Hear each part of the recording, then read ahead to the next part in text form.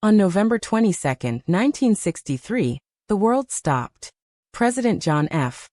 Kennedy was assassinated in Dallas, Texas, an event that forever changed the course of American history. But to understand the tragedy of that day, we must look at the turbulent era that led up to it. When Kennedy took office in 1961, the Cold War was at its peak. The world was divided between the free world and the communist bloc, led by the Soviet Union. The tension was palpable, and the threat of nuclear annihilation loomed over every political decision. Kennedy, a staunch anti-communist, pledged to strengthen the American military and take a tough stance against the Soviets. One of his first major tests was the Bay of Pigs invasion. Inheriting a plan from the Eisenhower administration, Kennedy authorized a CIA-backed invasion of Cuba by Cuban exiles aimed at overthrowing Fidel Castro's communist regime. The operation was a spectacular failure. The exiles were captured or killed, and Kennedy was forced to take full public responsibility. This disastrous event not only strained relations with Cuba, but also made Kennedy appear vulnerable on the world stage. However, Kennedy's leadership was truly tested during the Cuban Missile Crisis in 1962. When American intelligence discovered Soviet nuclear missiles stationed in Cuba, just 90 miles from Florida, the world held its breath. Kennedy ordered a naval blockade of the island, demanding the removal of the missiles. For 13 tense days, humanity teetered on the brink of nuclear war. Finally, Soviet Premier Nikita Khrushchev agreed to dismantle the sites in exchange for a U.S. promise not to invade Cuba.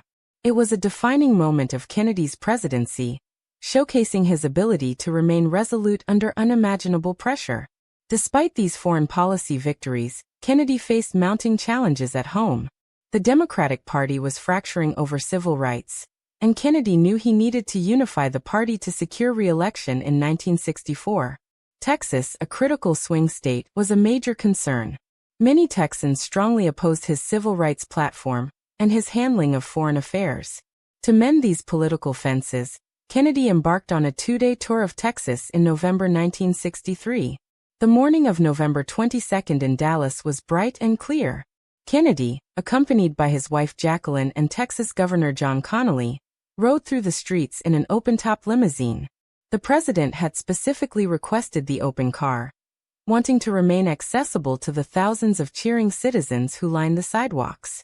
As the motorcade turned onto Elm Street, passing the Texas School Book Depository, the unimaginable happened. Gunshots echoed through Dealey Plaza. The president clutched his throat as a bullet pierced his neck. Seconds later, a fatal shot struck him in the head. Panic erupted. The limousine sped to Parkland Memorial Hospital, but the injuries were too severe.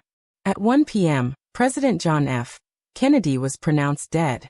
Within hours, police arrested a 24-year-old former Marine named Lee Harvey Oswald. Oswald's background was complex and deeply troubled. He had a history of instability, had defected to the Soviet Union for several years, and was an outspoken Marxist who sympathized with Fidel Castro's Cuba. He had recently taken a job at the Texas School Book Depository, the exact building from which the fatal shots were fired. Police found a rifle stashed on the 6th floor, seemingly pointing to Oswald as the lone assassin. But the story didn't end there. 2 days later, while being transferred through the basement of the Dallas Police Headquarters on live television, Oswald was gunned down by a local nightclub owner named Jack Ruby. Ruby claimed he acted out of grief and a desire to spare Jacqueline Kennedy the pain of a trial. However, Ruby's mob connections and the sheer convenience of his actions immediately sparked suspicions of a broader cover-up. The official government inquiry, known as the Warren Commission, concluded in 1964 that Lee Harvey Oswald acted entirely alone.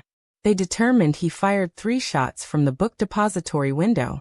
But the American public remained unconvinced.